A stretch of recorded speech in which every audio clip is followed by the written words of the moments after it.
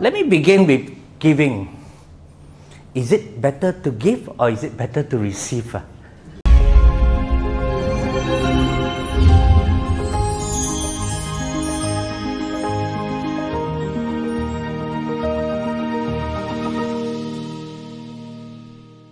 And now, it's time for the highlight of the day, as we are so blessed to have our founder and director of the Gradual, Huat Chye, as our speaker and facilitator for today's Sutta Discovery. So my fellow Gladians, Dhammadutas, brothers and sisters, our speaker and facilitator today is someone whose life story is remarkable because it began not in a boardroom, but in a school in Malacca 50 years ago. It was 10th of March, 1976. Some of us are not born yet. Okay? A young man in Catholic high school, okay, did something quietly bold. He founded its very first Buddhist society. Okay? He was just a student then. But that single act set in motion a lifelong journey of Dhammadutta service that continues to this very day. And that young man is none other than Huat Chye. Professionally, he is a corporate powerhouse, having served as a senior vice president with an established company in insurance and as a group general manager for a public listed company. But here is what makes Huat Chye truly exceptional. He never let professional success pull him away from the Dhamma. Alongside his corporate journey, he founded the Kinrara Metta Buddhist Society, became a think tank member of the Theravada Buddhist Council of Malaysia, and serves as a senior advisor to the Mahabodhi International Meditation Center in Ladakh. Presently, he is also our founding director of the Gradual, which is Dhammananda Center for Research and Dhamma Leadership Enhancement, where he designs, leads transformative programs including Glad, Jedi, Dhamma Works, and presently Working Wise. Whether in a quiet meditation hall or on a grand conference stage, Huat Chye has spent decades bringing the Dhamma to life. Hundreds of talks, countless communities touched, with just one consistent message, that is, Buddhist wisdom has a very real and practical place in how we live and lead today. And if all of that weren't enough, he is also a composer and original member of the Wayfarers Buddhist singing group and a music producer for Chinese Buddhist hymn albums. The Dhamma for him flows through both words and music. In 2021, his decades of quiet, dedicated service were recognized with the veteran Dhamma Leaders Gratitude. So, brothers and sisters, my question to you, how much of our lives do we spend acquiring, and how much of our energy goes simply into holding on to it? Most of us know the feeling well, right? And yet, the Buddha offered us a profound and gentle alternative, a gradual path of releasing, of sharing, of giving with an open hand, and even more with an open heart. Today's session, Chaga, the gradual path of generosity, from possession to liberation, draws its inspiration from some of the most beautiful teachings from Sumana, Senapati, the Dhanavatu, and the Dhamma Suttas, stories and discourses that have for centuries illuminate what it truly means to give. Because true generosity, as we will discover today, is not measured by wealth. It is measured by our willingness to release what we cling on, and in doing so, takes us one step closer to liberation. Without further ado, please join me in welcoming Huat Chye to take us on this journey. Please give him a round of applause.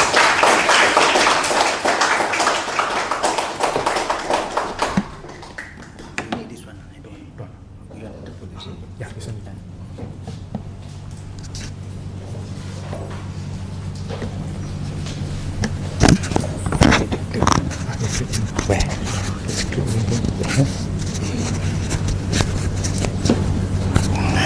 Glad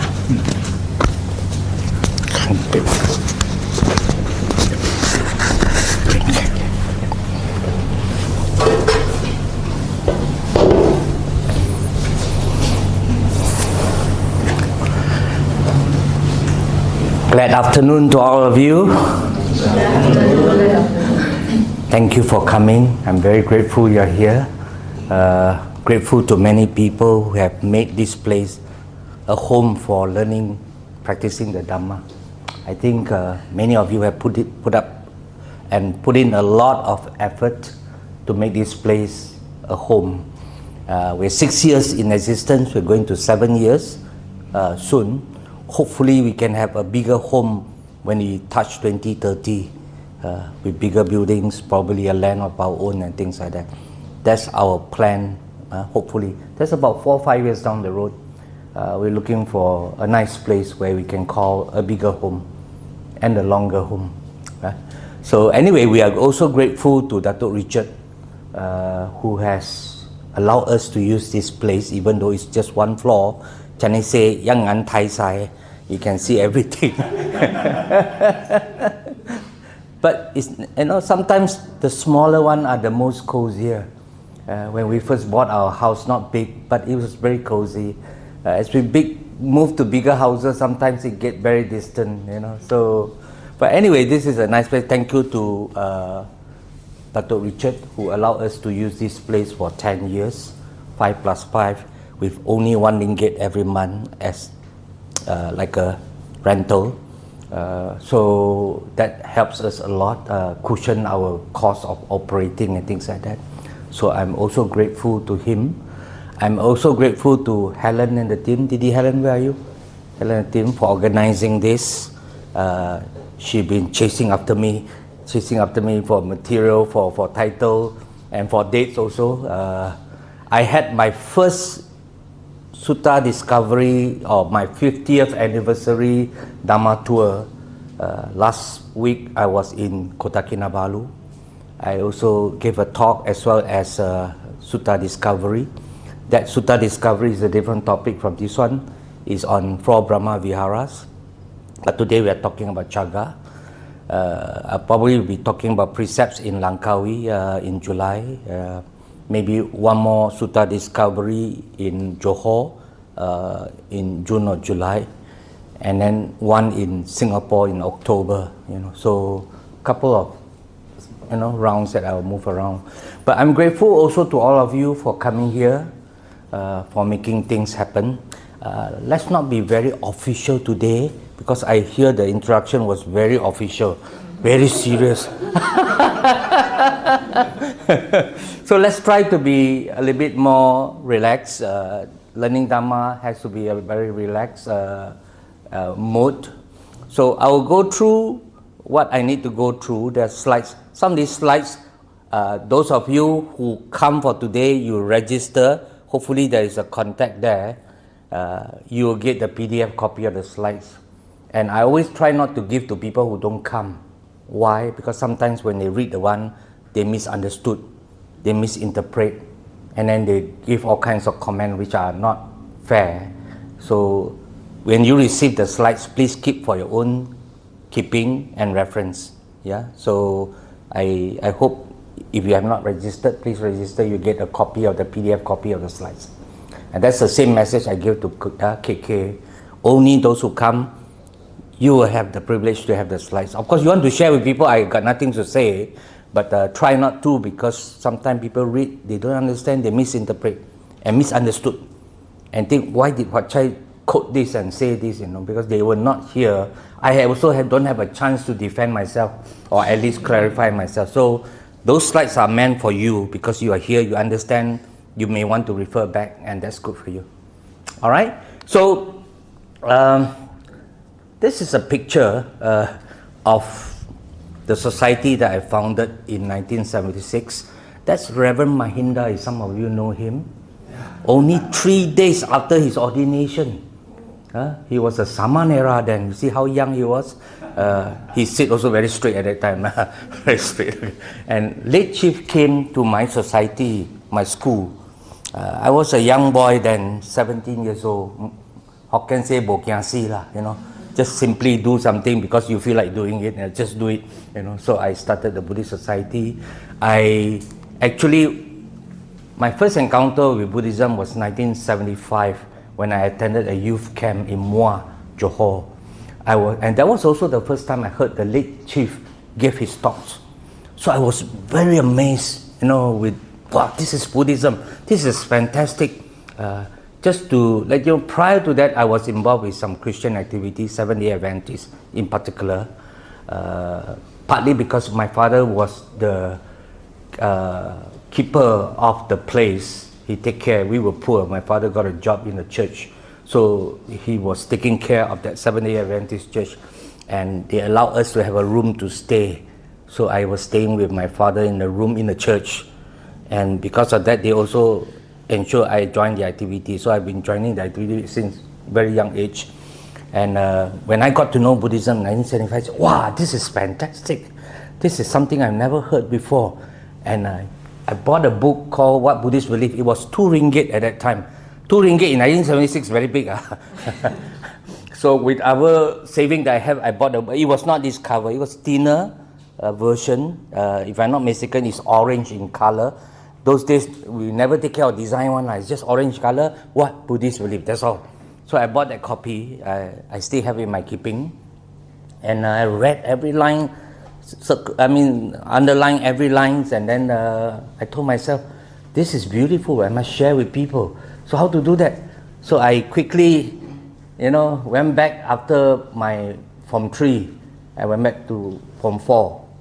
I went to meet up with my school principal, who was the brother. Those days, Christian schools still have brothers running, and you know. So I went to see him, but I was quite close to them because I was also involved in St. Vincent de Paul Society, the charitable arm of the Christian movement. So I said, brother, I want to start a society. He says, okay, what society? Buddhist society. And he looked at me one kind with his eye almost popping up. So yeah, I want to start a Buddhist society, because never in his mind, because he thought all the while I was very close to the Christian community, so he thought probably I want to do something else. I said, yeah, Buddhist society. Then for the longest time he paused, and then he said to me, okay, you get for me 40 signature and a teacher advisor. So getting 40 signature, no problem. I just got all my friends, sign, like signing petition like that. Sign. But the teacher advisor was a tough one, because I went to the, you know, teachers, the staff room, asking, virtually begging some teachers, and some teachers just said, no, I'm not interested, I can't help you. So luckily there was a teacher by name Miss E Aber. She's staying in Shah Alam. Occasionally she goes to subs, if I'm not mistaken. There was one time we were doing some program, and she came to see me, you know. So she's still alive, still, you know, learning Dharma in her own capacity. But she was very kind. She said, I can be your teacher advisor. Wow, so happy. Took the about 50 over signature with the teacher's name, gave it to my principal, the late brother Michael, and he approved. So I set up the Buddhist Society, and then as a young boy, not scared also, you know. We sometimes don't scare or anything like when you were young. So I says, I want the chief to come, because I had impression of him, the youth camp. Can we invite chief? And he was in KL, Brixville. So I was in Malacca. So I went to Sekiai Temple, Malacca, and says, can we invite chief to come? This is very rare. It's a Christian school with Buddhist society. And they helped me. Somehow they contacted, thanks to them, they contacted, and chief came. Chief flew all the way from Kuala Lumpur to Malacca. Those days still got air services from KL to Malacca. I don't know how they fly. Before they can sit, warm up, the seat already landed, you know. Probably the flight take only 20 minutes or what, but there was a flight from KL to Malacca, honestly. So he came with that flight. Somebody picked him up from the airport, Batu Berendam, Malacca, and then sent straight to my school. And we had our first meeting in a science lab. This is a science lab table, big one. And I wrote there, Introduction to Buddhism. That's the topic the chief was talking about. And he gave his talk on Introduction to Buddhism. And because of his talk. Of course, we have so many. In fact, Catholic High School Buddhist Society was one of the most active Buddhist society in the school at that time. In fact, looking back the 50 years, a few of those members of Catholic High School Buddhist Society, many of them either become leaders of various Buddhist society, or a few of them have become monks along the way. So sometimes you do not know the seed you plant bring a lot of impact to people. So that was the story in 1976. Bo Chai Si, Bo Kia Si. Because of the spirit, Bo Chai Si, Bo Kia Si, got it started. And that's the starting point of my Dhammaduta. So this year happened to mark 50 years of my anniversary. I thought I want to do, apart from the Gradual, doing some road shows and doing some other things that I think can commemorate 50 years. Because in life, you don't have many 50 years. If you have the second 50 years, you can't do much already. Yeah? So today's Sutta Discovery is part of my 50 years celebration in a way, to mark my 50 years of my journey. But important thing is to hopefully can give you some encouragement that this journey is worth taking. There are ups and downs in doing Dhammaduta work, but it's worth taking because you do not know the seed that you plant, where it will germinate, where it bear fruits to people. You don't know. But that's what we need to do. We must keep planting seeds, so that there will be fruits of Dhamma everywhere. Alright, so this is me, I want to skip this. And today the Sutta Discovery, what I want to do is I want to give an introduction to this topic, give a few sutta that we will not go deep into, but to highlight what is Chaga. And towards the end, there are two suttas that I have chosen. Later I'll break you into groups for you to study the sutta, and then come back with some kind of your understanding of that sutta, and then we will wrap up by looking at the gradual path of Chaga. How do we practice Chaga gradually? Because one of the salient point about Buddhism is our practice should not be abrupt. It's gradual. You take one step at a time. You become better as you move along. Like yesterday, we covered the Pugala Sutta in our Dhamma cell group, right? So the Buddha says we should go from light to greater light. And how you go, and Buddha gave an analogy from ground to couch, from couch to horseback, from horseback to elephant back, from elephant back to still longhouse. That's how you go higher and higher and higher. So we should do that also in our practice and learning. Alright. When we talk about sutta, how many of you are at home with sutta? Means you read sutta every day. What's that? Every week? Oh, not bad. Every week you read one sutta, I'm very happy. No worries. The time when we learned Buddhism from late chief, sutta didn't come into the picture so much. The late chief was more interested to help Buddhist community in Malaysia to have a right understanding of Buddhism as a religion. And he managed to do that. He managed to get many professionals, young ones at that time, to start to appreciate Buddhism. And I'm one of them, the product of his cradle. He cradled all of us. That's why we choose the word cradle here. So he cradled all of us. But those were the days. You can just say, the Buddha said, without even citing a quote. But today, access to knowledge, information is so fast and so easy. If you just say, the Buddha said, people ask you, where? Which sutta? Which is the reference? We are in trouble because so we have to go back now to the source, which is the sutta. So when we mention about sutta, what is your first impression? I will not ask Sister Jessica, Didi Jessica, I won't ask her since she said, I'll ask anybody else. What I was sweating. I shouldn't have come today. Yeah, regretted. What's your first impression of sutta? Honest. Hard to understand. Some more? Yeah? Huh?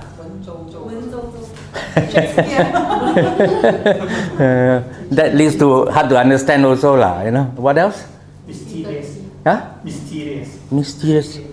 Actually, Dhamma is not mysterious. It's sometimes the speaker make it very mysterious only. Okay, what else?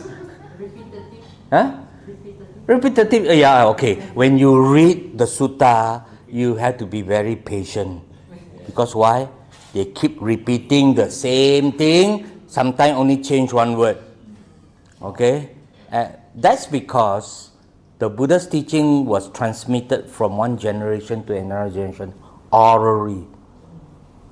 So people remember through memory and through oral communication and memory. And to help in repeating, you have to make it quite similar, and then you change one or two words. Similar, change one or two. Just like songs. Why songs got chorus? You always remember the song's chorus because it's a repeating. The only thing you remember about the song, apate, is that word only, you know. That's the only thing you remember, you know, because it's repeated. So, sutta, because of the oral tradition, for them to remember, in the early days, there was not even ink and paper for them to capture all this. Today we even have various media to capture that, but those days they don't have. That's the only way. That's why sutta is repeated. So you have to be very patient. Partly also, the Indian traditions, they like to make it very long. But let's put that aside. What else? Huh? Pali is a language not easy to understand, but I think Malaysian can understand Pali a lot more faster than maybe other ethnic group because of our bahasa. Not all words, but some words do ring a bell very easily. The simple word dukkha sukha, you already know. You know, in Malay also dukkha sukha. Of course, the meaning are quite different, but the source of the roots of the word came from either Sanskrit or Pali, which is the Indian language at that time. What else? A lot of people believe it's very profound. Very profound. It is simple, but actually it's profound, which is true. But profound doesn't mean you cannot understand. Some people think that profound you cannot understand, too difficult to understand. All right. Let's move on. Today, if whatever I not clear, we have DDKC here who can help me also. We have also another Sifu here. Okay, I just want to introduce. And how many of you don't know much about Buddhist scriptures? So many. Okay, for Christians, it's very obvious. Their only scripture is that Bible, which consists New Testament and Old Testament, okay, and in general, that's the Bible. It's easy to carry because only one volume, okay. But the Buddha preached 15 times longer than Christ preached. Christ preached for 3 years before he was crucified. So Buddha preached and teach for how long? 45. 3 to get 45, 15 times. So actually, our scripture should be 15 times more, but actually it's more than that. So you look into the Buddhist scripture, it's huge. And you sometimes need a proper shelf to put that. We have it, right? Somewhere there. Yeah. On the other side, okay. Take a look at it. But anyway, the core, just for easy knowledge, these 4 suttas, these 4 nikayas are very important. Dika Nikaya, Majjhima Nikaya, Samyutta Nikaya, and Anguttara Nikaya. Now, Diga, Malay word. Every time when Agong celebrate birthday, you call it Dirga Ayu. Yang di-Pertuan Agong, right? Dirga Ayu. That word Dirga Ayu, when you wish Agong birthday, Dirga means long. Ayu means life. So Dirgha means long. In that sutta, normally it's pretty long. If I'm not mistaken, there are 30 over sutta which is under Digha Nikaya. Need to verify that. I think it's about 34 under Digha Nikaya. Very long. One of the long one is called Mahaparinibbana Sutta. It's under Digha Nikaya. Yeah? Before the Buddha passed away. Go and check it out. Mahaparinibbana Sutta is under Digha Nikaya. Very long. But it captures beautiful moments before the Buddha passed away. Inside there, there's a lot of stories, including the story of Subhadha. You know, Subhadha, the last convert. That's also a very moving, touching story about how the Buddha helped Subhadha with his compassion. Buddha was almost dying, in a sense, his last moment of his life. He ate something which is very poisonous or contaminated. And imagine if you got food poisoning, how do you feel? So roughly that's what the Buddha went through at that time, at the age of 80, old, frail, food poisoning kind of a situation. And he was lying on the bed there, you know, trying to have that mindfulness and concentration and everything. And then came Subhadha. This is our story in the Mahaparinibbana Sutta, in under Digha Nikaya. Subhadha came, Buddha said, can I see the Buddha? I got something, I need clarification and things like that. And then who said no? Ananda. Ananda like typical PA of any company, any bosses. Ananda like any secretary. Yeah. Hi. Yeah. This is Brother CK, my friend. He owns the company called Oxwhite. This is the founder, and thank you for coming. No worries. So anyway, where was I? So Ananda, not Oxwhite. Ananda is like any PA and secretary. No offense to anybody who is secretary. They always protect the boss. So he says, sorry, you can't see the Buddha because Buddha is not well and things like that. And then, but Subhadha says, but I need to see him. You know. And second time, again, Ananda rejected his request. Then the third time, Ananda also rejected. In Buddhist story, always 3 times one. So after 3 times, the Buddha overheard when he was lying down there, very weak and frail, and also stomach not well, but he overheard that conversation. And the Buddha says, enough. The Buddha told, enough, bring him in. So Subhadha had the opportunity to meet the Buddha, clarify his doubt, and after that, he became the so-called last convert of the Buddha. But this story, when I read that story, I was very touched. Why? Because it shows how big a compassion the Buddha had. In his dying moment, in a frail condition, he allows somebody to even check with him on things. Would you do that if you're very sick, frail? Would you do that? Maybe we won't, but the Buddha did that. In his dying. So read the sutta in the Digha Nikaya. Okay, there's plenty of good sutta down there. Also read the Majjhima Nikaya. Majjhima means middle. So the sutta is not too long nor too short. Middle lah. That's called Majjhima Nikaya. Samyutta Nikaya are those discourse they organize under one topic or themes. Maybe on April Path or whatever it is. So they organize in that manner. Now, Anguttara Nikaya are those sutta that organize in numbers, numerical.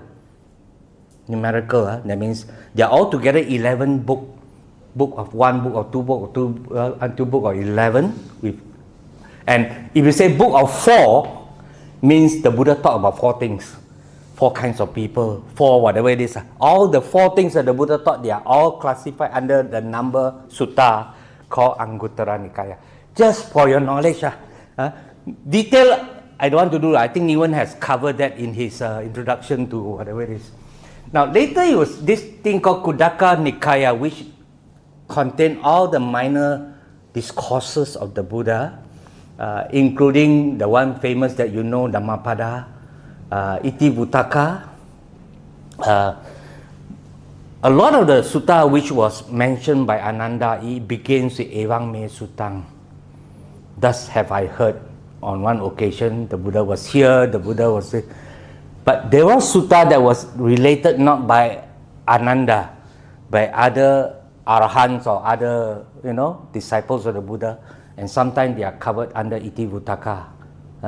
So there are many of such suttas. So I am not going to go into detail, but if you are interested about Buddhist scripture, please study them. Can so far? Anything to add, Casey? Okay. That's a very easy escape clause. Okay, now in the Sorry, go back to Subhada. What is the sutta number? What's that? Which one? Subhada. Subhada is just one story before the Buddha passed away. It's in the Mahaparinibbana Sutta. Okay, in the Mahaparinibbana. Sutta number what? I can't remember. You can just check it out, yeah? Okay. There are long suttas like, Dhammacakkappavattana Sutta. When the Buddha first preached, it was a long one. It's almost like his presidential speech, first one, So it was a long, it's under Dikha Nikaya. But anyway, in the Gradual we emphasize a lot that we should go back to the source. That's why we emphasize a lot this thing called Sudi, Sutta Discovery. Now, why is Sutta Discovery? Because a lot of people are afraid to study the suttas. Oh, very difficult, cannot lah, I don't understand, too many Pali words lah, cannot. So people get frightened of the sutta. Actually, it's not. Many of the suttas are easily understood. Why? Because in the 45 years of Buddha's life, 45 years of his life, he actually meet with all kinds of people. And every time he meets somebody, like the Buddha meet Joyce, and then Joyce got a question, Joyce will ask the Buddha, the Blessed One, I have this doubt. Then they have a conversation. Those conversation is captured in sutta. That's called sutta. So when you study sutta, you see a lot of conversation between the Buddha and whichever parties. And what I emphasize a lot, when you study sutta, you do not study the content alone. A lot of people miss the point when they study, I just want to know what the Buddha teach, which is called Dhamma. True, in the sutta there's a lot of Dhamma for you to learn. But in the sutta also, there's a lot of context. It's important to understand the context of each sutta. Why? Because sometimes the Buddha speak to one person, the context is this. In another situation, the context can be different. And then if you don't understand the context, you think the Buddha is contradicting. On one hand, the Buddha tell Ananda, Kalyana Mitra, spiritual friendship is the whole of the holy life. But another time, the Buddha says, you must wander alone like a rhinoceros. Is the Buddha contradicting? No, because it's a different context he was referring to. So when people don't study sutta properly, they think the Buddha was contradicting. He was telling that we must have a lot of spiritual friends and things like that. And then another time he says, you must be alone like a rhinoceros. Does he contradict? So we have to be very careful when we study sutta. So you have to look into the context. Now, in the sutta, if you really study, there are many interesting things. Number one is historical and cultural context. You can understand the belief, the custom, the norm, the practices of the Indian people at that time. It's all in the sutta. Yesterday we studied the Pugala Sutta. We understand there are different kind of jobs that people do. There's a corpse, what do you call that? Corpse worker, they got different kind of workers, bamboo workers and whatever it is. So you can understand the historical and cultural. What did the people believe at that time? In some sutta, when the Buddha was interacting with the Brahmin, 婆罗门教的教徒, and they have all kinds of practices, and they also believe in fire and also water. there's a water. They believe that water can cleanse your all your sins away. And in fact, those beliefs, even until today, some religions still believe water can cleanse your bad deeds and sins away. Still in India today, a lot of people who bathe in the Ganges River believing that can cleanse them. And in a way, the Christian baptism is no different. You're a sinful person, you accept Christ. Then they went through a process of baptism in the water. The moment baptism is over, you become a new person. I mean, that concept of water as a way to, it was a long ago belief, not just in the Christian, but in the Hindus and many other religion and culture, they have that. They believe water is the way to cleanse the thing. Yeah? So when we study the sutta, sometimes you have to look at that because it's a very interesting thing to know their cultural. Geopolitical, even during Buddha's time, there was war among the kingdoms. Socio-economic, what kind of work people do at that time. And then cross-religious, you study the sutta, you know the Buddha is always challenged by who? The Jains, the Brahmin. They always want to find Buddha, like I want to find a fight with the Buddha. You know, they go and confront the Buddha and have a debate. Psychology and philosophy are individual. When we study the sutta, you can understand how a person thinks. Some of those people went to see the Buddha, you can, wow, this kind of people also got. Later you will see in the sutta, which we will study, called the Siha Sutta. Very interesting. Yeah, then you can tell me what kind of person is him. And of course, Buddha's leadership and management. So, and how to apply those sutta at work and in life. So far, any question? This is just to introduce to you it's important to go back to the source and study the sutta. All right? So far, any? Can you see? Otherwise, you sit here. The slides will be clearer that side. Yeah? Yeah, there's a lot. Try not to sit that side because you can't see much. Sorry, our design not perfect yet. Yeah. Yes. Thank you. Anybody down there? No. No. You want to sit here better also? Okay. Okay. Today we will cover an important topic called Chagga, the gradual path of Chagga. The practice of Dharma often begin with Dana, Sila, Bhavana, for example. Dana is a very important thing, which is Chagga. Again, people say, hey, Dana, what's the difference between Dana and Chagga? Let's explore a little bit more. But let me begin with giving. Is it better to give or is it better to receive? Sure not. Most people want to receive, you know. Let's be honest with ourselves. So, but anyway, so there's a story here. Is it good to receive more or to give more? Of course, you come for a talk like this, you just say give lah. You know what I am trying to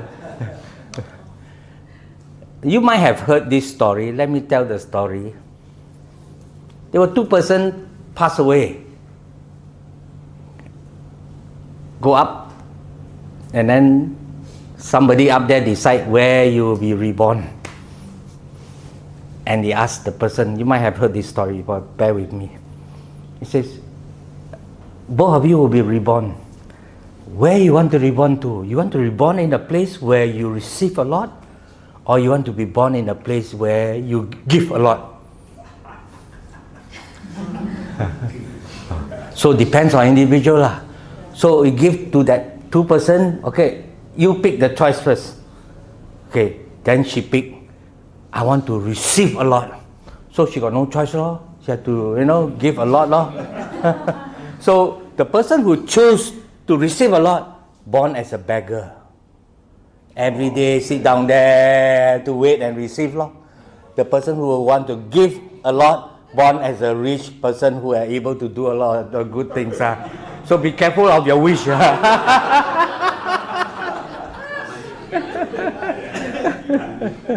That's a story lah. No reference anywhere, but it's just a story lah. Just to highlight the point. Sometimes it's good to give.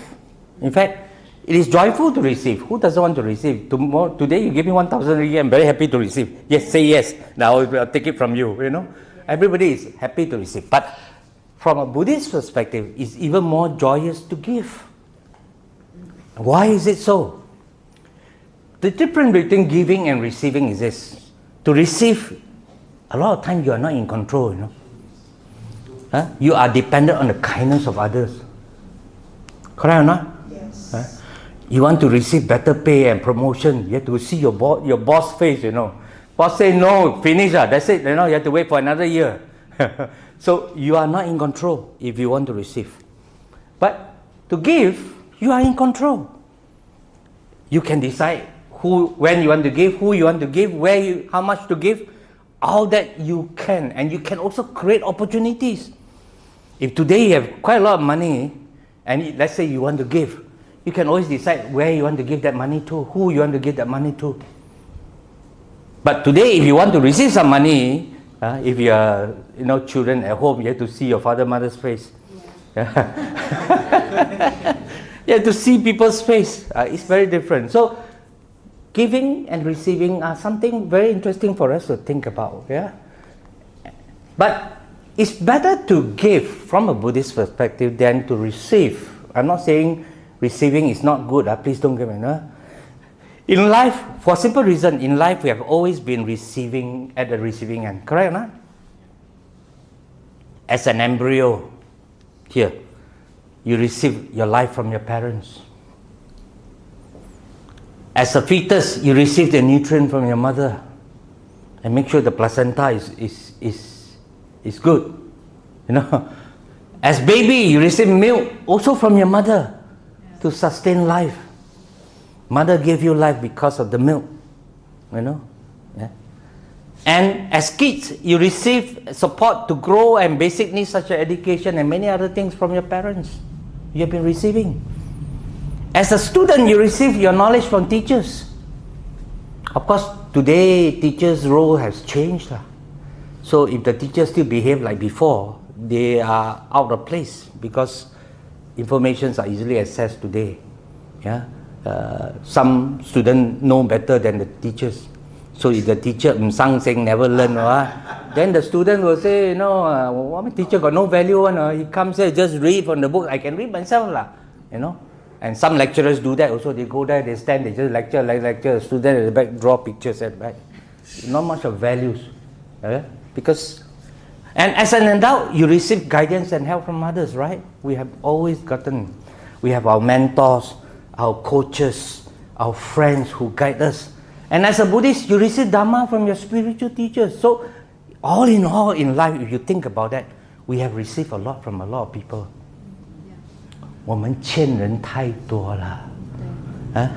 So, half of our life we heavily focusing on receiving from others because we were very dependent on others, and society oriented us to accumulate. But sometimes society don't orientate us enough to give. It's all about how much can I get. You work for people, what's in it for me? That's always the question that people ask, what is in it for me? It's all about yourself, but not so much about giving away. And if half of our life is receiving, then it's only fair. The other half of your life is to give. So when is the turning point in your life you start to give? That's something you have to start thinking about. Okay? Otherwise, from a Buddhist perspective, we are indebted to a lot of people. 我们欠人太多了. I sometimes tell my children, today you have a good life, nice house to stay, your own car to drive, come back food prepared by my wife, and other things, is all because 你托人家的福. You understand? This one I have to explain to him. 你托人家的福 means you are eating people's blessing, something like that. you are, depending on people's blessing. In this case, my children depend on my blessings. It is very important for everyone, even the children. 自己要造福. You must create your own blessings and not to depend on others' blessings. That's very important. And sometimes I reminded my kids, if tomorrow I die, some of the good things you enjoy may not be there anymore. That depends on the family, And I know some family, very young family, the father or mother have not built enough wealth for the family. The moment the father or mother is no more around, the whole life change because 托别人的福. Yeah, it's very important to remember that. So, many of us spend our life acquiring and holding on. The Buddha told us that there's a gradual path of releasing, not to take all the time, but to be able to let go. At the same time, to be able to share things with people. And that's chaga. Okay? Now, question, why generosity? Very simple. Because the world is not perfect. You're smart, she's not so smart. You help her. You're rich, he's not so rich. You probably help him financially. Definitely. Yeah? You don't know, but she knows. She probably teach you how to do it. That's because the world is never perfect. And not everybody are not born the same. Yeah? Actually, in Buddhism, we don't say all men are born equal. That's a Western philosophy. In Buddhist philosophy, is all men are born not equal. Why? Our karma are different. And even you and your sibling, your lives are not the same. Some of your brother got better life, some of your sister got terrible life, some of your other sibling got, messy life, while you got a very comfortable life. We're all different. Come from the same parents, but so in that sense, the Western slogan that all men are born equal, that's not correct. From a Buddhist perspective, all men are born not equal, because our karma are different. Okay? So the Buddha taught that generosity, chaga, is more than giving thing. It is the release of attachment in the heart. Let me walk through with you. Now, chaga, this word, is not about giving alone. Because if we talk about giving, then perhaps the word dana has a lot more relation to that. But chaga has a bigger meaning than that. Let's take a look at that. So chaga is not just about giving, it's a gradual training of the mind. Eventually, why you do that is because you want to learn how to let go. So if you do a lot of charity, but your intention is not to let go, that's not chaga. I want to donate 50,000, but I want to make sure all the press are around, carry the biggest mock check. That may not be chaga from a practice perspective, but don't get me wrong, we still welcome mock check.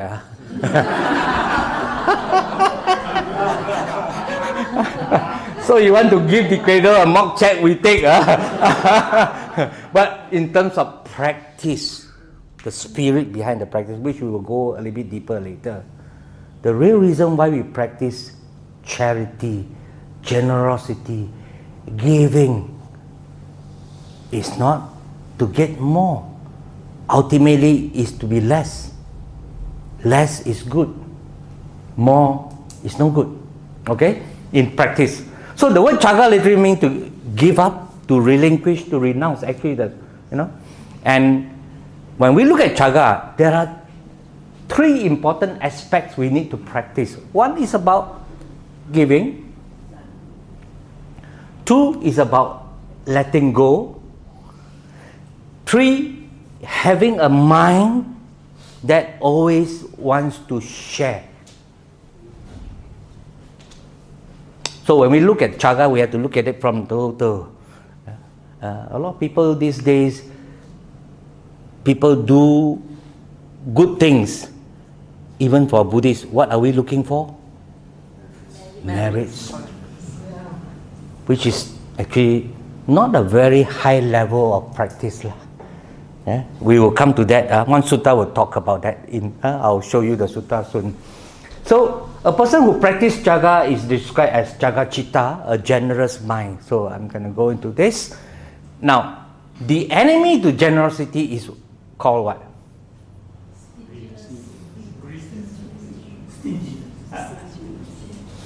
Okay. In the Macharya Sutta, which is Macharya means stingy, Macharya Sutta, the Buddha mentioned in the sutta. Before we go to proper sutta in detail, I will show you quotes of the sutta. Here the Buddha said, monks, there are 5 forms of stinginess. Which 5? Stinginess as to one's monastery, stinginess as to one's family or supporter, stinginess as to one's gain. That means whatever you gain, you're not willing to share with people. Company make a lot of money, but never give bonus. You make a lot of money, you know, I've seen so many. I mean, in the course of me working with corporate world, I've seen, actually the company make a lot of money one. The boss every other time change new car one. You know, they get fat salary one, but the staffs are given very little. I mean, sorry to say that, but that's true. You know, and those kind of companies normally cannot prosper, or if they ever succeed, they may not sustain from a Buddhist perspective. Yeah? So, stingy in terms one status, you are in a position of influence, but you're not using your influence to help people. You know, actually they can help one, but they never help. You know, and stingy as to the Dhamma. And in this part, the Buddha say, and the meanness of these 5 is the stinginess as to the Dhamma. You learn the Dhamma, but you keep to yourself. You cultivate yourself, you never share. I didn't say this. The Buddha said that. That is why we must do Dhamma outreach. You come to know the Dhamma, you must reach out to people so that they also can taste the taste of Dhamma. Yeah? The Buddha said the meanness of these 5 is the stinginess as to the Dhamma. And also in Sutta, stinginess number 3, there are I think 5 or 6 sutta related to this. Without abandoning these 5 qualities, one is incapable of entering and remaining the first jhana. Which 5? Again, all these things mentioned here. Without abandoning these 5 qualities, one is incapable of entering and remaining in the first jhana. So you don't practice this. You say, oh, I want to practice meditation. But after you come out from meditation, you are as stingy as before. You only think about yourself. You know, after you come out from meditation, you go for your lunch, food. You take a lot of things for yourself. Good one you take for yourself. No different. And then you say you want to go jhana, please. I didn't say this. In the sutta is mentioned, this will be your hindrance in your fruition of your practice. So Buddha says, don't be stingy. Learn to let go what you need to let go. Learn to share what you need to share. That's why it's very important in the brotherhood of monks. Whatever food they get as they go arms around, they go back, they share amongst the monks. Because some monks get more, some monks get less. Some monks are more popular among the devotees, some monks are not so popular among devotees. They walk around, nobody want to put inside. Yeah. And some monks, devotees don't like them because they are very picky and choosy. Yes. Yeah. And some devotees, that monk I don't want to give, this monk I give. I mean, it's not good to do that, but that's what they do. So they go back, they don't have much. But the Buddha encouraged the brother monks to share. And that's the same with the robes. Some monks, people line up to offer robe. Katina time. The other poor monk down there, nobody want to give robe. Okay? So the 5 stages of Chaga, first part is a lot to do with about giving.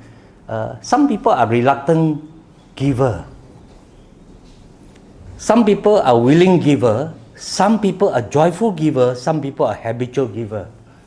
Habitual givers are those people who are always generous.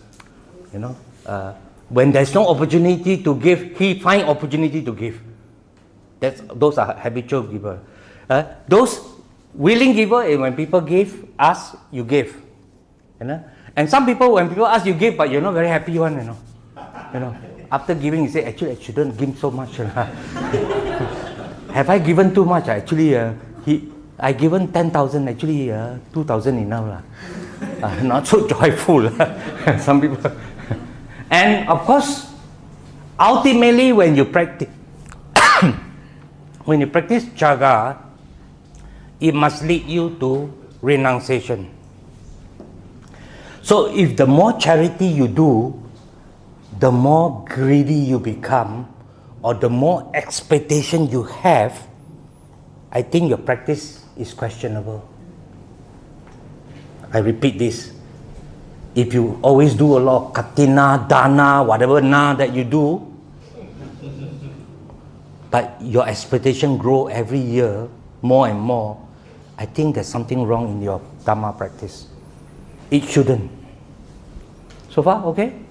Yeah. That's the check you have to ask yourself, whether you have that. Thanks a lot. This is dana. Because I cough.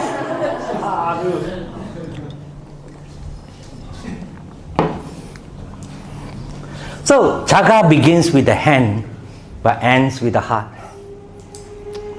Sounds like slogan, but that's true. Now, in the Iti Vuttaka, this one just now among the Nikaya, this is under the Kudaka one, Iti Vuttaka, talking about the types of giving, the Buddha mentioned, this was said by the Blessed One, said by the Arahant. So it was not Ananda. It could be one of the Arahants that have shared this. I have heard there are these two kinds of give of material things and give of the Dhamma.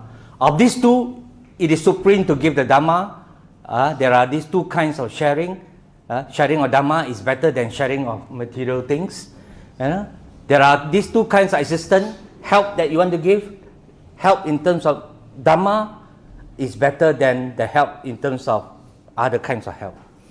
So those of you who have been serving as working team in the Gradual, you are on the right path. Your assistance is about the Dhamma. Okay, so the Buddha said compare material and the Dhamma. I think giving in terms of Dhamma, sharing in terms of Dhamma, assistance in the Dhamma is supreme, more supreme than just ordinary. That's according to this. So far, you okay? Now, in another parts, the Buddha talked about three kinds of giving. One is called amisa dana, material things. We give food, clothing, medicine, shelter, whatever we give. For this, we are very grateful to CK. Most of the time, we have our management meeting. He's the one who sponsors our T-shirt. So thanks a lot. Dhamma dana. This one is a sharing of teachings of the Buddha. And the last one is called abhaya dana, giving of fearlessness, giving people comfort, even spending time just to listen to his story or her story helps to comfort the person. That's a kind of giving, because you give comfort, you give time to the person, you give assurance to that person, you give direction to that person, you give clarity to that person so that he is not confused anymore. That's called abhaya. Okay, non-fearless, non-fearless. So that's how the Malay word bahaya come about. Bahaya, Malay word. What is bahaya? Danger. Danger or fear or something which is not so good. Abhaya means no danger, no fear. Okay, that's how it is. Brother Huat Chye, you have got material dana. Yeah, material giving, Yeah. Dhamma giving, And the third one? and third one is fearlessness lah. Fearlessness Means, dana. yes. Means, if today you are confused, you say, Huat Chye, can I have 1 hour of your time, half an hour of your time? I want to talk to you about my situation. And I give you my time. I sit down, listen to you. I may not give you any solution, but I spend that time for you. That's abhaya dana. So it doesn't have to be material thing. We always think about giving is always material thing, but it is not. Okay? What do you call it? Fearless love. Because you give people confidence. Alright? When people are in fear, people are confused, they are not confident. You give people confidence. Alright? So far? Okay? Casey, anything to add? Very good. Okay.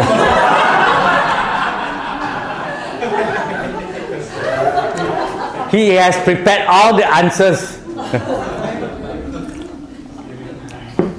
Now, in the Dana Vatu Sutta, Anguttara Nikaya 8.33, you look at the 8. Remember Anguttara Nikaya? I say the Buddha organized the sutta based on number.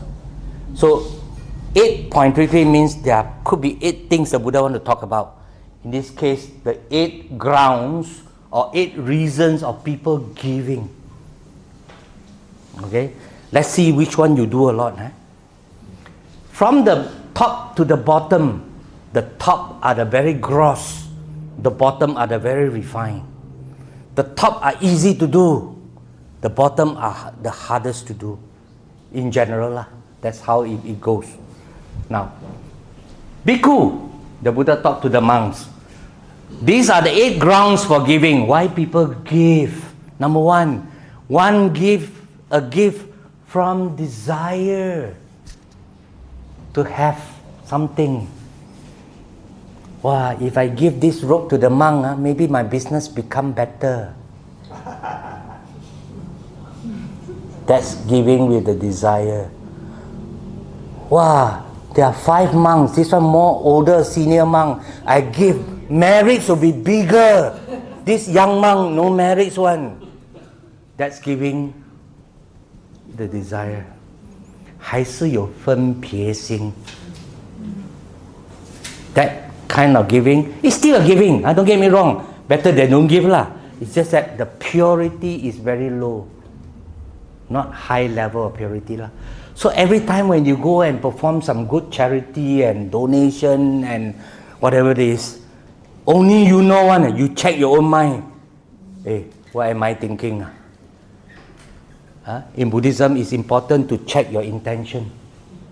Wow, I give to the monk, Bhante Agachita. That one young monk, I don't know. I give to Bhante Agachita. Wow, my marriage will be more. That could be desire.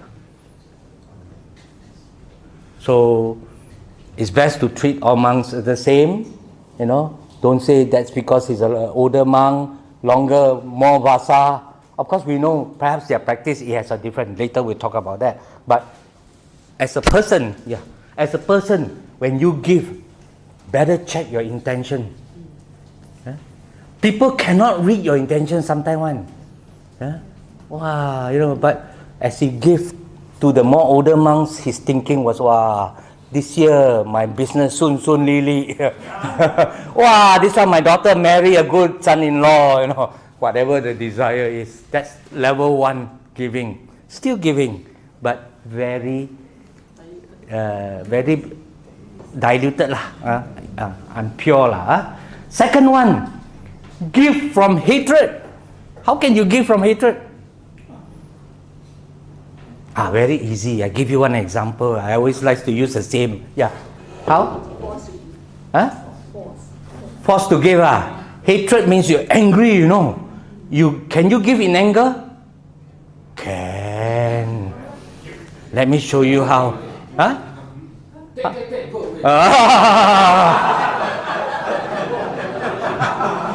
He's very experienced in that. True. You are having a nice meal in a food court. There comes a beggar. And then you say, no. You say, no. He still stand there. You ask him to go. He still stand there. After a while, you say, we want to eat in peace. Bloody hell, these beggars. Why is he still standing there? Then you tell your wife, give him 1 ringgit lah. So you give 1 ringgit. Okay. That is giving out of anger. Yeah. Possible, huh? See, the Buddha know how your intention of giving. Second intention is third one is what? So greed, hatred, delusion. You can give with the wrong views also. This one we have all kinds of wrong view one. You do katina, give the rope. Wow, the rope must be this one better one. This one not so good one. This one, wow, the marriage will be bigger. Like all could be wrong views. Giving ropes is giving rope. Is giving clothing to the monks, for example, or you give anything is to help him to cover himself, also from cold and heat and whatever, and wind and whatever it is. That's the purpose of giving. No string attached to that. But unfortunately, some people say, "Oh, this one buy the finer one better. This color look more matured than the other color. Don't choose this color. This color got more merit. This color, no." These are all delusion. Wrong understanding of giving. Actually, a lot of people, even, sorry to say this, even if you want to do something good and at the moment you're thinking about merits, no good already. Now, every good deed that you do, I'm not saying there's no merits, there are, but you don't hunt for it. It will come to you naturally. But you don't have to hunt for it, and you don't have to start clinging on with the idea, this one more merits, this one less merits. Because the moment you start thinking like this, you already differentiate.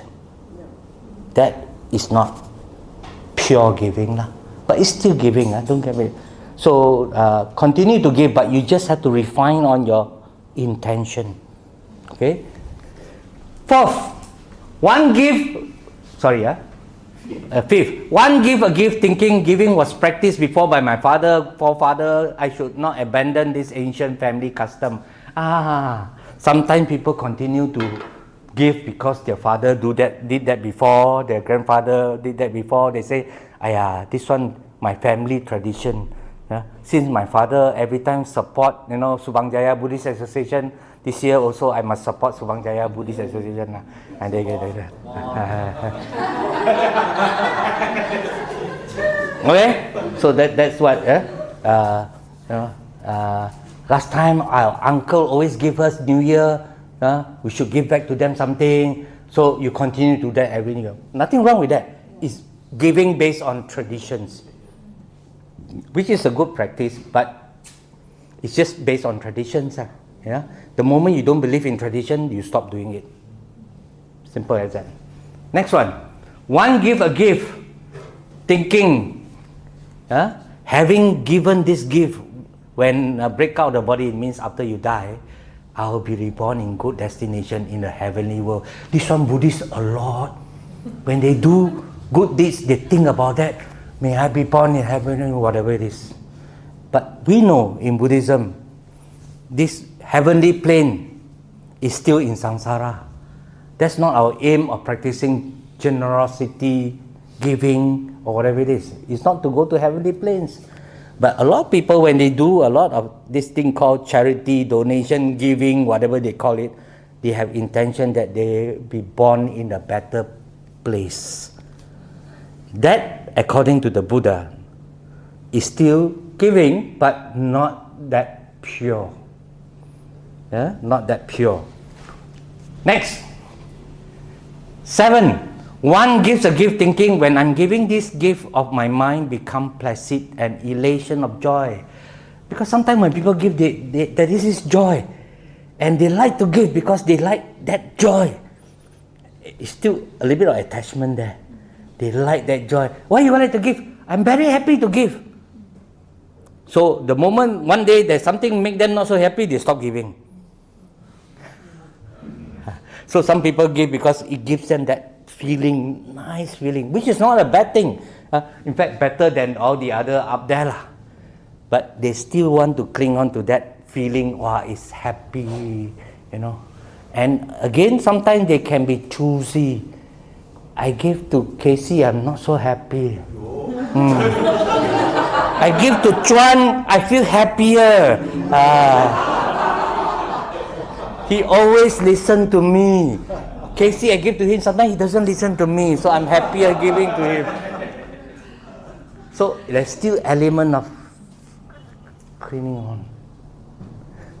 Number 8, one gives a gift for the purpose of ornamenting the mind, equipping the mind. That means you prepare your mind to let go. That's the best.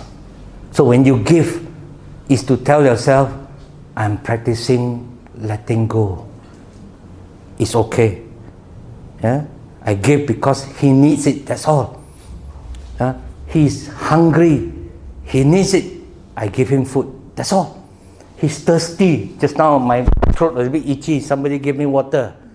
I need it, she gave it. She doesn't think, wow, this one I give to Huat Chye, how much merits?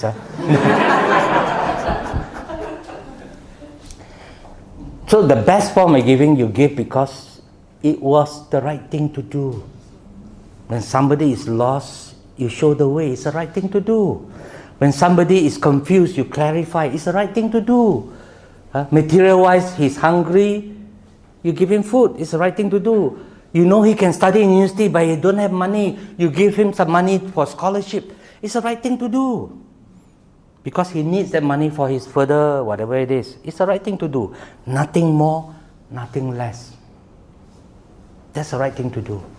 If you can give with that kind of thinking, then you don't have that attachment, expectation, and desire to be born in a better place, or to have, karma come back so 10 times more. Give so little, one day 10 times more return. You think what? Return on investment?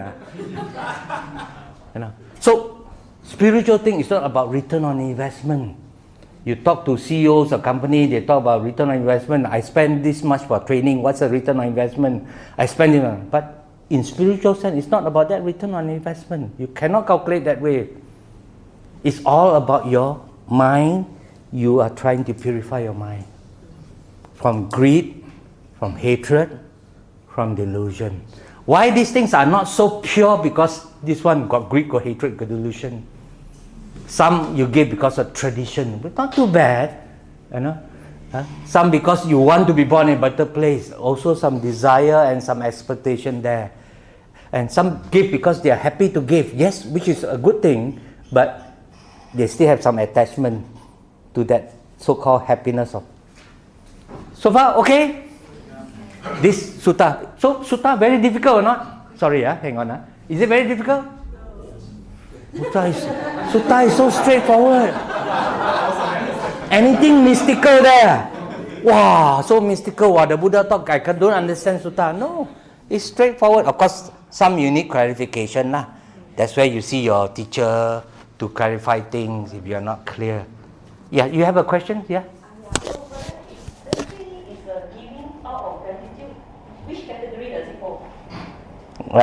Give example how you give our gratitude. So let's say someone gave a very good advice to me, and then I give something back in return, like a gift or a thank you card or whatever. So which category did it fall under? Do you give because of desire? No. Do you give because of hatred? No.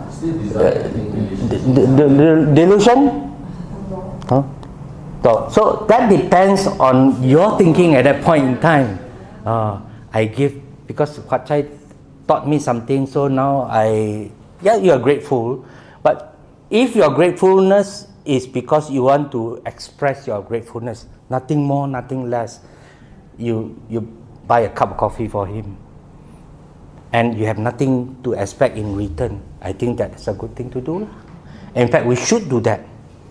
Yeah, we should do that. When people have done something good to us, it's always important to express back. Because why? This is mentioned in the Katanyu Sutta. The Buddha talk about gratitude. Yes. You must express. The Buddha say you must express. Somebody has done something good for you. This one, DDKC know best. He is now with Tzu Chi. Every now and then he say, Kan En, Kan En, Kan En, Kan En.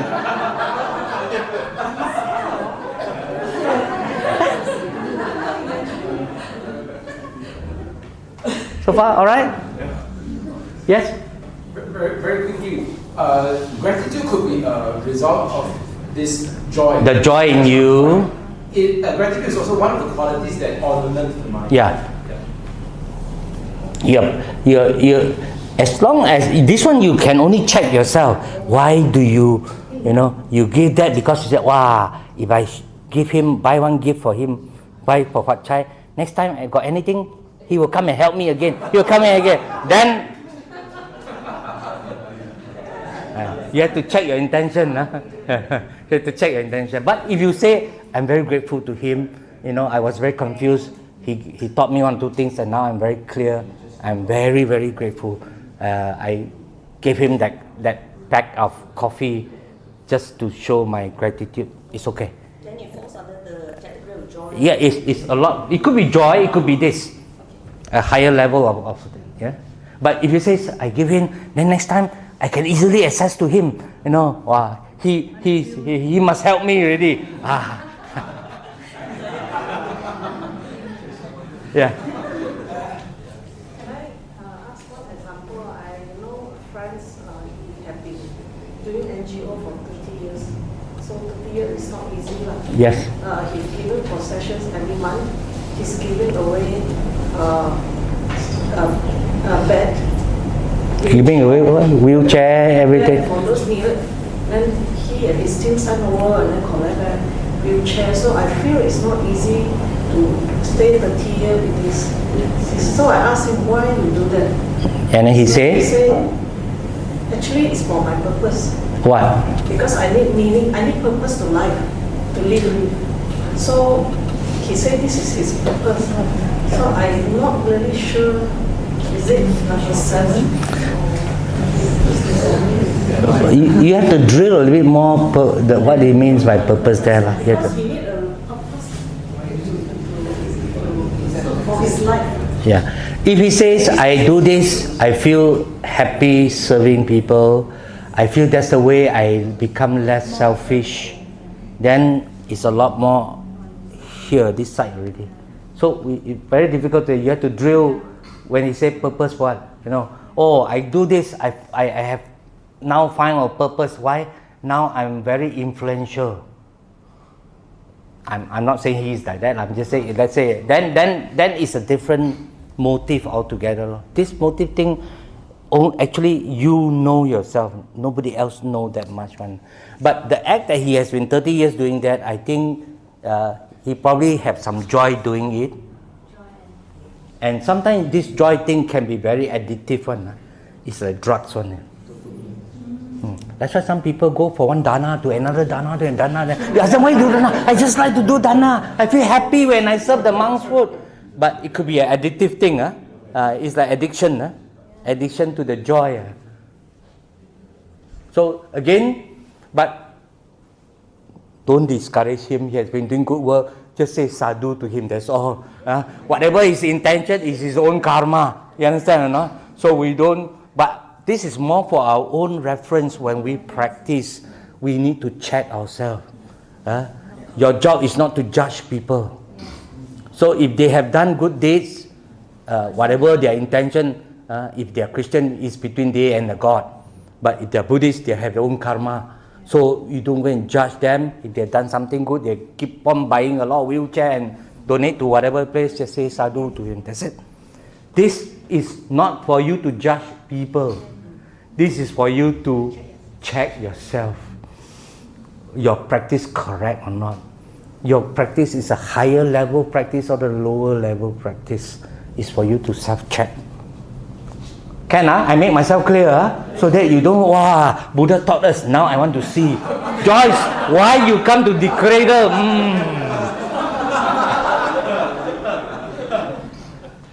So far, okay? Yeah. So, Dhamma has a lot of wisdom. 我们如果学佛的话，我们开智慧。You're able, sometimes you can even read the intention of your colleagues, your friend, your business partner, one. And of course, it's for you to make a decision whether you want to continue working with that party or not, how much can you tolerate, how much can you close one eye, it's okay, depending on how you want to. But this is more for your own self-check. So far, okay? Yes? You say that I've done something good. Yeah. And then I just like, with this Marine, I say with this Marine, may this Marine lead me to liberation. That's making aspiration lah. It's okay. Making aspiration is okay. Yeah. Making aspiration, you are hoping whatever good deeds you have done lead you somewhere. You know, in the right direction. You know, things like that. That's making aspiration. Yeah. Okay. Can I move on? Oh, a lot to cover. So in the Chagga Nisamsa Sutta, yeah, the Buddha, you see here, Anguttara Nikaya is numerical. 5 means the Buddha talked about 5 things. So there are 5 benefits of Chagga. Okay? So according to this sutta, generosity brings 5 beautiful rewards. Again, you don't look for it, it will come by itself. The moment you look for it, it becomes desire. Okay? So, number 1, you become dear and agreeable to people. Normally people who are very generous, people like them one. Anybody like kiam siap people or not? I know those days people who give little but they expect a lot. Some people say, last time I belanja you what? Actually belanja only 10 ringgit. Now at 100 ringgit you're supposed to, you know. Some people are like that. But people who are generous, normally they are dear to people. And people find easy to deal with that person because he doesn't think about himself alone. Yeah? So it's quite easy, agreeable to people. Number 2, he has good reputation. You are known, you know, as a person who are generous. You know, Didi Helen, very generous. You know, she will help anybody that needs help. For example, you know, if she has money, she don't mind to also sponsor some, you know, poor students so that they can better education. People will know. People talk about him. People who are miser, stingy. People also know that fella. His 5 cents is like a. My time, this one not for my time. We say like a bullock cart wheel. Go jam, 5 cents, macam gu cha lian. Those days we have bullock carts lah. You know, your generation, EV, you don't know what is bullock cart lah. Not her generation. Those days don't have vehicles, the bullock cart. Anyway, and the bullock cart is really very big, the wheel, so that it can go far. And normally people who are very generous, they walk to any gathering, they are quite confident one. They have a lot of self-confidence. Imagine you try to take advantage of people all the time, or you owe people money, never pay back. Then you walk into a gathering, would you be walking confidently? No. So people who are generous, they're always very confident. They walk to any. So the Buddha says, if you practice Chagga, generosity, in any setting, you are quite confident one. Yeah? You can see his head is always steady. Yeah? Not too high, with high nose, nor low with less confident, but it's just steady. Yeah? Composure at the moment, okay, that means before dying, he's quite steady also. He's not disturbed by greed or hatred or delusion. And if he ever don't become enlightened yet, his next destination after death, according to the Buddha, is a good destination. But you don't hope for it, it will happen by itself. Don't say, may I be born in heavenly plane. Which heaven plane, or I want to heaven or 33 or whatever, you don't choose. Okay. You will get all these slides, so stay with me. Don't need to copy anything. In the Suppavasa Sutta, this is translated by Bhikkhu Sujato, in Anguttara Nikaya, 4.57. Again, four things. That's how. So Sutta is so easy. Once you 你亲近 Sutta, 你就不会觉得陌生。It's like a friend to you when you study sutta. Wow, the Buddha taught us so many things, and I know. So the Buddha says, this is a story about who? At that time, the Buddha was staying in the land of Kolian, Sakyan Kolian. Buddha's mother came from Kolian. His father is from Sakyan. It's like Hokkien province and Guangdong province. Something like that in the Buddha's time. They come from different province. So at that time, the Buddha was staying in the land of Kolians, where the mother came from, where they have a town named Pajanika, whatever the name is. Then the Buddha rose up in the morning and taking his bowl and robe, went to the home of Supavasa, the Kolian, where he sat on a seat spread out.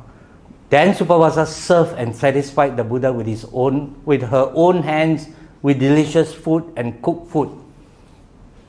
That means she prepared dana for the Buddha herself.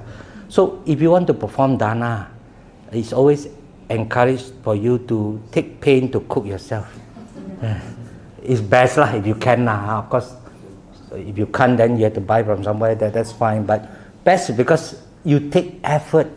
Everything that you do, you think about the person you're going to serve. It could be a monk or anybody you want to serve. And the thought is always out of kindness. So anyway, so Supavasa served the Buddha with the food she cooked. When the Buddha had eaten and washed his hand and bowl, she sat down to one side. The Buddha said to her, you see, very interesting. That's why I said, when you study the sutta, don't look at what Dhamma the Buddha is teaching in the sutta. Look, when I read this sutta, I learn one thing. The Buddha, after eating, he washed his own bowl.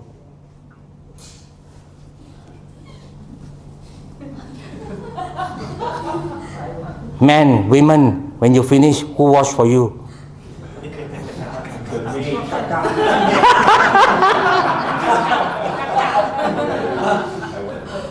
The Buddha leadership by example.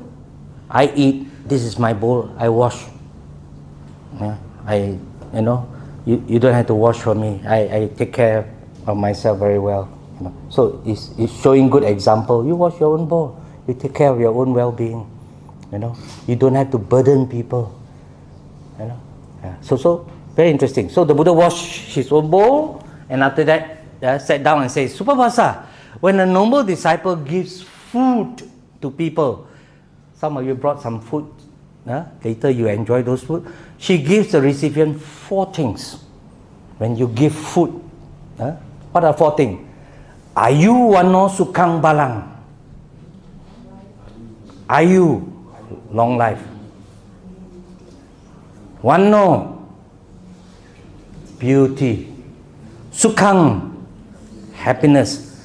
Balang, strength. When you give food or you do charity, 4 things come to your life. Not you look for, but it will come naturally. What? Long life. Especially food. Why? Why give food will give you long life? You give nutrition. You can imagine the person who have not been eaten for 3 days. How do they look? They look like a zombie. They probably will die. So you give life. Food is life. So when you give food to people, you are giving life. Because you give life, you will get life. Okay? It comes naturally to you. Now, how does giving food give rise to beauty? Nutrition. Again, nutrition.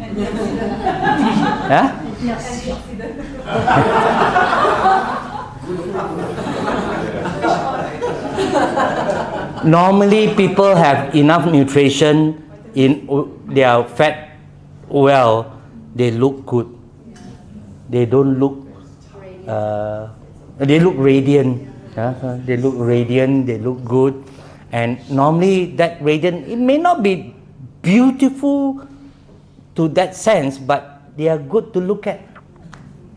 They're good to look at. As compared to a person who they are under malnutrition, don't have enough food, you look at those malnutrition kids in some countries, maybe Africa or even Gaza or whatever it is, they look terrible.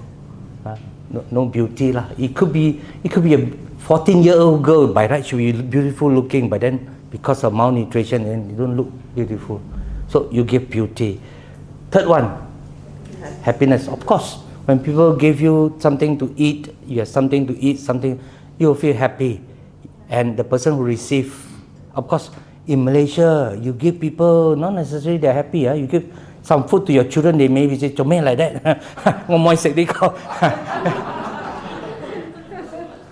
I remember I went to Ladakh 2008, long time ago.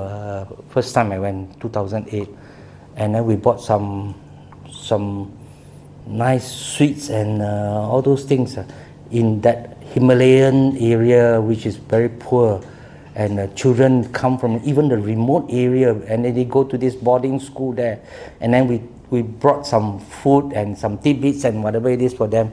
I remember we gave a few sweets to them.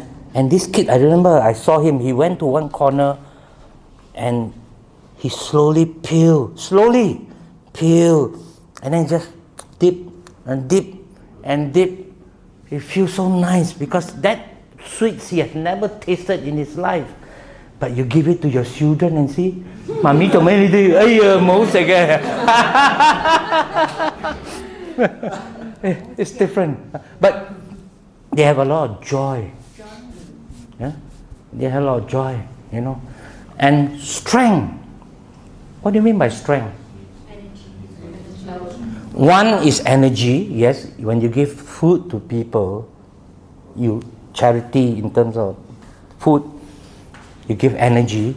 But strength here also means influence. People who support the family to survive, and normally either food or many other things, normally they have better say in the family. Correct or not? I remember I have so many uncles, but the uncle they take care of all of us, we normally listen to him. Yeah, Taiko. He has influence. That's strength. So when you are a generous person, you give. Normally when you talk, people listen to you. In general, of course you don't hope for it, but it will come naturally. You're generous, people like to, and you have a lot of influence. Okay, so this is strength in various parts of the language itself, Pali and Sanskrit. This is a part, Anubhava, when you talk about strength, refer to influence and strength in terms of authority and charisma. So far, okay? What time do I take a break so that they can have something to drink before they come back? Now, 10 minutes. 15 minutes break. Okay, now, can I take another 5 minutes? Yeah? So, okay, giving is always enriching. It reduces our greed. There's a story in this sutta called Chula Kama Vibhanga. Chula Kama Vibhanga Sutta in Majjhima Nikaya. MN stands for Majjhima, middle length. Okay, and a story about this Brahmin Todiya and his son, and then his children wanted to give alms, but he was so reluctant. He doesn't agree in giving, so he in a way he stopped, the family from doing some good charity and offering. And actually, when he passed away, he was born as a house dog. Okay, so when your greed become very strong, you sometimes be born in a place where you stay also. That's why some houses are haunted, because the person have a lot of strong attachment to the property. They were not willing to let go, and not willing to give to people also, not willing to share whatever it is, and very possessive of that property. So assuming he passed away at that time in that building, because of his strong greed, he's born in the Beta Loka, in a ghostly realm, for example. But ghostly realm is not somewhere below, it could be around him. In the place where he was staying. So he could be born as a ghostly being in the house and protecting the house in a sense, not allowing anybody to take away that property. Anybody comes to the house in the middle of the night, you will make noise and the people cannot sleep well. You sleep upstairs and then in the morning you sleep downstairs, things like that. Because of strong desire, not willing to let go.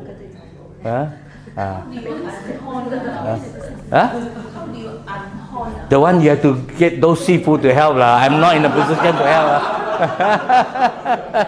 I cannot teach you how to unhorn. I can only teach you not to go there.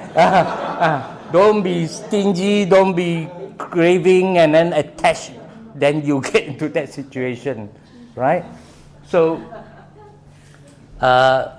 also when you learn to give, in the sutta itself also mentioned that there's always a high chance to be born in a heavenly plane. So for Buddhists to go to heaven is nothing. I'm not saying it's easy, but it's a path you can take. When you do a lot of charity, you observe your precepts well, you keep your precepts well, you do a lot of dana, and you keep your sila, and you practice some amount of good meditation, your minds are quite, composed. Going to heavenly plane is, you got visa to go there already, quite easy. And one thing about this is about when you give people things, it always comes around. What goes wrong comes around. It opens a door of opportunity. So in life, it's not how clever you are, how smart you are, how educated you are, how much degree you have, how much experience you have. It's not about that. It's about whether you are willing to share, you're generous enough to give, to help, whatever it is, it comes around. I'll give you one story before we take a break. This one I've shared before in those of you who attended the Working Wise program. I did one thing which is crazy in my life. But how crazy? I recruited somebody at 35,000 feet above the air. How? I remember during the early 2000s, I was still working with Sunway Group as a group GM there. I have status just now, a little bit of status, not big, but a little bit of status. So I normally will go holiday with my wife, and that year I remember I went to Italy. Hello. And with my wife.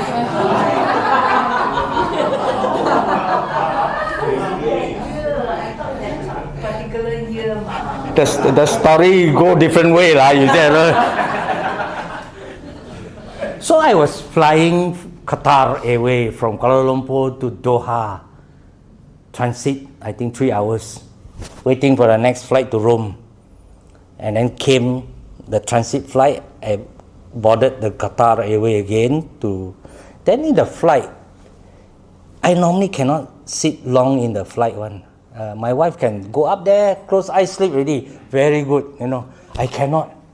I sit a while here, not comfortable, so I normally walk around so I like to sit normally in the aisles, because partly also my bladder not so good, so I go to toilet more often, so I sit in the aisles, I walk around.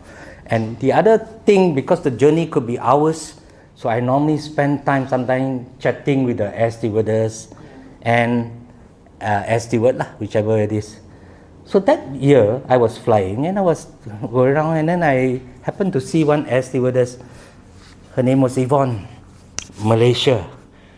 That means she's from Malaysia. They have international crew. So okay, you're from Malaysia. Oh yeah, where are you from? I'm from Sabah. Okay. She's a Sino Kadazan, Yvonne. And then as I was talking, I came to know that she's a lawyer by training, and she has also practiced law. She's also she has worked in a legal firm for a few years, and she get bored. She doesn't like going to office every other time and do not so much of litigation, but the conveyancing, a lot of this paperwork and things she doesn't like. So she quit being a lawyer, she became air stewardess, that time not married yet, flying all over the place, thinking it's very fun. So she flew a few years and she got bored flying. At that time she already had a boyfriend who is a Scottish man. So as I was talking to her, you see, when you talk to people, you find out a lot, you know. Then she said she's bored for flying. She wants to be grounded. Yeah, she wants to be grounded. So I said, okay. So what you want to be? Well, I got my legal qualification. I don't mind to go back to do some legal work, maybe in a corporate side, not so much at a legal firm, but corporate side. So I was the group GM in Surrey Group at that time, in charge of organization development, and I know most of the senior people at that time. So a little bit influence got lah, you know. So I said, you give me your CV lah.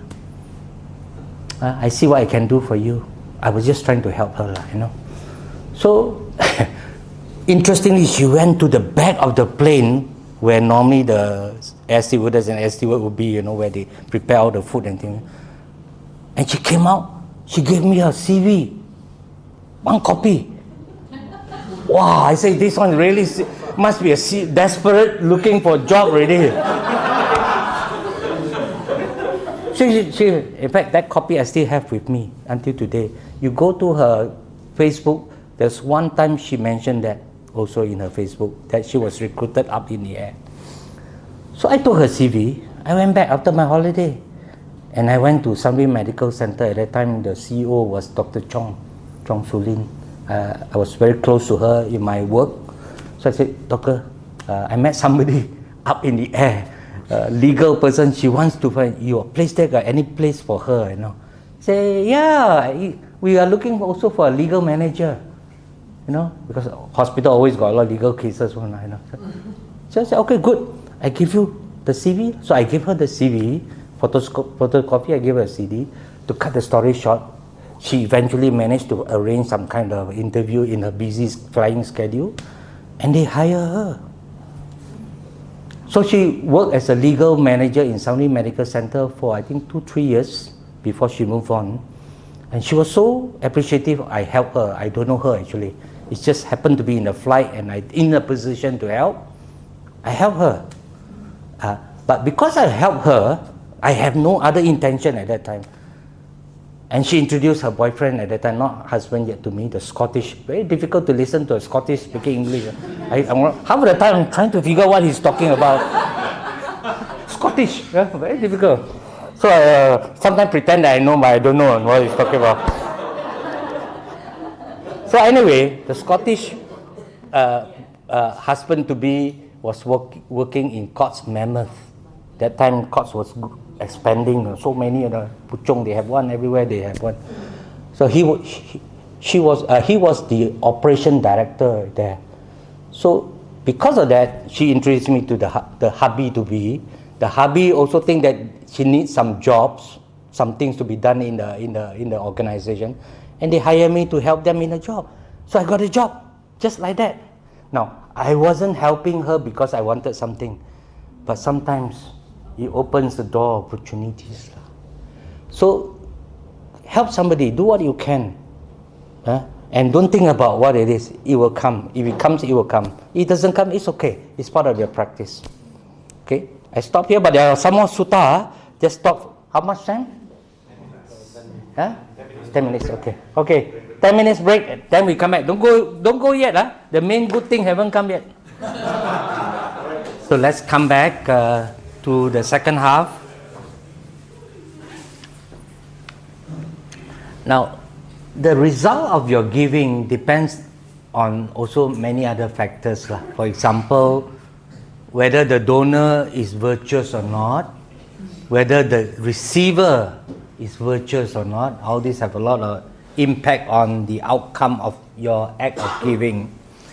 The things offered have been acquired justly and right. That means through your proper right livelihood. You don't steal from somebody and then offer as gift, Robin Hood style, It's rightfully. And offering is made with a glad heart, with happiness. In Buddhism, we always emphasize a lot of these 3 phases of doing anything: beginning, middle, and the end. When before you give something, your intention must be pure, must be good. You're clear. as you do it, you're happily doing it. You have a lot of joy in doing it. And when you finish, you think about it, you also continue to be happy, to be joyful. These three must happen. If one of them is missing, then the act of kindness, of giving is not pure. Sometimes starting very good, you got intention, wow, I must give, let's say give some money to some charitable organization, and then you drive all the way, want to give to that organization or do something, and then you do already, and then the person thank you, you're very happy. Then you go back, you start to think, actually, I shouldn't have given so much. I don't know why I gave. Maybe at the spur of the moment I feel like doing it, but now I look back, then the ending is not so good. So sometimes it can be that. So it's before, during, and after. Donor has complete faith in the law of karma. They understand that, whatever you do, don't need to look for it, but it will come around. What goes wrong comes around. Okay? Now in this Chalaga Dana Sutta, the gift of 6 factor, the Buddha mentioned about any donation, any good deeds have 6 factor. 3 involving the donor, 3 involving the recipient. For the donor, before giving is glad, while giving his or her mind is bright and clear, and after giving is happy, joyful, and feel satisfied he has done something good. Now for the recipient, he's free from greed, hatred and delusion. These 3. So this 6 factor will eventually lead to whether the act of giving is the result is good or not so good. Depends. So it's a combination. So let's say you want to give, and suddenly you give to, let's say, somebody who comes to you asking for money, but you know he's a drug addict, but you still want to give. Okay, so the act of giving is still a good act of giving, but because the recipient is not virtuous, you don't know the money you give him, he's gonna go and buy a pack of rice to eat, or he's going to take the money and buy some more drugs. You don't know. So the virtue of the person also play a very important aspects. This one is mentioned in the sutta. Okay, any question? If not, I'm going to break you into discussion. You don't come here, sit down and listen for fun only. Any question before I move?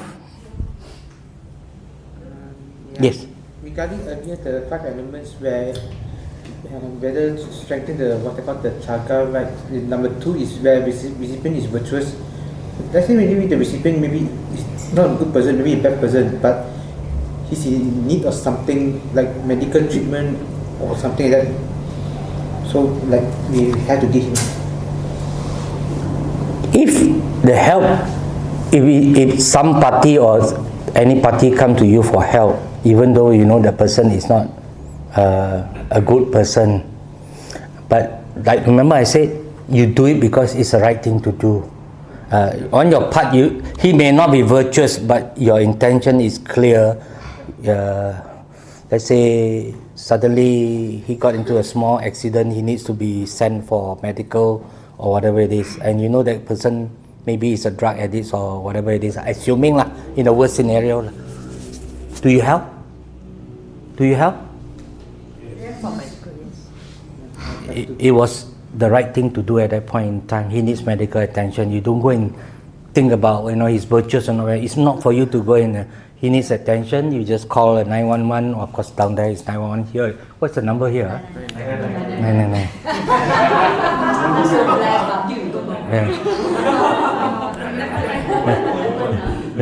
I used to think 999 is to call for the police only. At one time they changed different number. Not all the same. Okay, never mind. So you call 999. Okay. Scammer is another issue we can discuss later. But I'm taking the example. The person maybe not so good person, or your neighbor lah, assuming not very bad neighbor, always scold you, always make life difficult for you, suddenly neighbor get into an accident or something at home, he really needs help. What do? Help lor. That's the right thing to do, just help. It's not for you to judge whether, he always scold you in the past, but he needs help. Just send him to the hospital, that's it. And you did your part. Okay, so it's not for you to judge that person. Anyway, he has his own karma, remember, to face. So it's you did what you need to do. That's it. Yeah. Okay. How many? Yeah, you have a question, Dennis? Yeah. How about actually? Sometimes the greatest gift is not to give. Example. I used to walk in a park in the outskirts of Kale, and there's a lot of fish in the pond. And Fish in the pond. Yeah. Everyone goes there feeding the fish with old bread, pieces and whatnot, which led to really fat fish. Fat fish. And complete the whole pond was full of fish. So I stopped feeding the fish because it's compounding the problem. Out of not giving sometimes. And same goes for spoiled kids and that kind of thing. So you need to assess whether it's appropriate to give for the deceiver as well. The Dharma taught us to do good things, practice good things like charity, giving, whatever it is. But every of this practice must come with wisdom. Sometimes we go to some so-called Buddhist temple. They got a lot of this tortoise pond, and people start feeding with kangkongs and all kind of thing, and then it started with maybe few tortoise. Over the period of time, the whole pond is filled with tortoise until they all cannot survive and things like that. And so again, is it wise to continue feeding it? That's for you to make a decision, So I think when your help is not helpful anymore, you must use your wisdom to say maybe it's not time to provide help in that sense, lor. Keep feeding or keep on. The solution is maybe to take some of them out and maybe put them somewhere else and things like that, rather than so-called. It was originally, the plan was very good. This animal very pitiful, we feed them. But it comes to a stage they became all over the place and they all step on each other and can hardly survive and things like that. I don't think that's right. So yes, I think all good action must come with wisdom. Guided by wisdom. To know whether the consequence is good or not good. Think about the consequences. Yeah. So from the sutta, we understand that as long as you still come back into samsara, whether you're born in a deva, you're born as a human being, even when you pursue to become enlightened being as a monk, as long as you're still in samsara, dana makes a lot of difference to provide you with good conditions of life. But for arahants, they are already enlightened. They won't come back again. Doesn't matter anymore. Doesn't make any difference. That's the only thing. Okay? In other words, the Buddha is also trying to make an emphasis that it's important to practice dana on top of your sila, your virtue, your faith, your saddha, and also your panya. Apart from panya, sila, saddha, it's important to practice chaga or specifically dana, because it makes a lot of difference until you are enlightened. Okay, of course when you're enlightened, become arahant, it doesn't matter anymore, you won't come back to this samsara itself. So it doesn't affect whether you're born as a human being, you are good condition or not so good condition, because you're already enlightened. Okay, so, and when you read the sutta, all those 500 chariots, all this, don't believe too much in that. These are these are Indian way of putting it. It means very grand, very grand.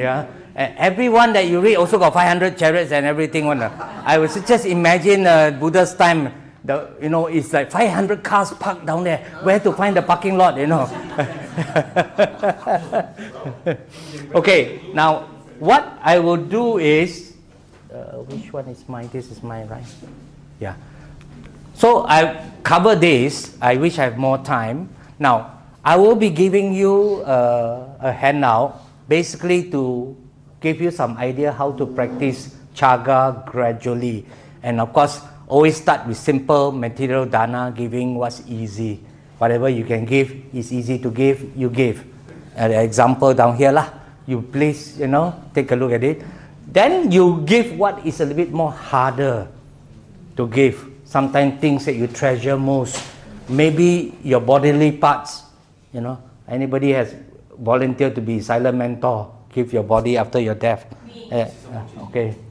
So it's not an easy thing to do. Donate blood, for example. See a lot of people have this fear, and so those are harder things. You try to give something which is harder. Your limit is to give 1,000, but people ask for 3,000. That's pushing a little bit more your limit. You can practice that if you want to. And then of course you go further. The other one is to learn to practice to give up ideas and views. It's always not about you being right. Very important. It's about what is harmonious. Sometimes me and my wife have different opinion and views. But if I want to keep the relationship, it's not about me being right. Sometimes it's okay not to fight for being right. You have to keep that relationship. It's about giving up certain views. It's okay, don't fight. Don't fight over this. It's a small matter. Why you want to fight? For example, over that opinion. That's about giving away your views. When you meet with your boss has a different idea of doing things. You have this idea of doing things. You think 3 steps can solve the problem, but your boss says, no. I want 5 steps. So it's about letting go of your opinion for the bigger picture.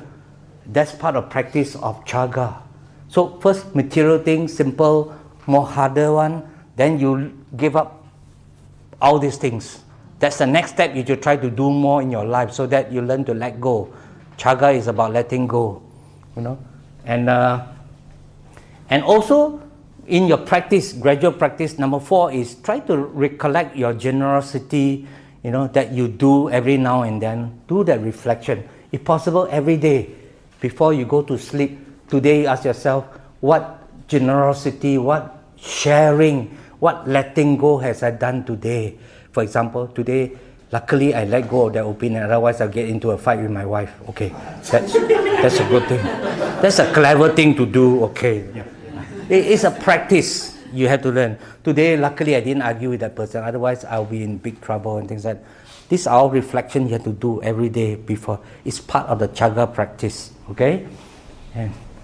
And of course, you also remember the 5 kinds of stinginess. If you later you get you go and, so these are the 5 kinds of stinginess. You see that in the slides. I'll give you the slides. So take a look at stinginess. Remember the stinginess about gain I mentioned. Company earn a lot of money, but you are so stingy. You use all for yourself. Your staff work like shit. So let's put it this way. But they get nothing from you. After a while, the loyalty towards you is gone. Employee loyalty also depends on how generous. Why certain company people love to stay with the company? Because the company management or leadership or owners, whatever they earn, they also plow back. They also share with that, and normally it works in many ways. So reflect on this, and of course the last one is, of course, try to learn to give up the idea of this is my idea, this is my opinion, this is my organization, this is my department. If you can learn to let go some of this, then you don't get attached to ideas, to this concept of self and things like that. These are gradual practice of how you practice Chaga. The very basic one is learn to give material things, which every one of us can do. Alright, so you get the handout, please keep for yourself. I wish I have more time to cover that, but start from something simple Go for something more difficult. Go for something that will learn to let go. Eventually, don't even have an identity. Don't be too egoistic about your ego and things like that. Okay? So, I've done my part. Thank you very much.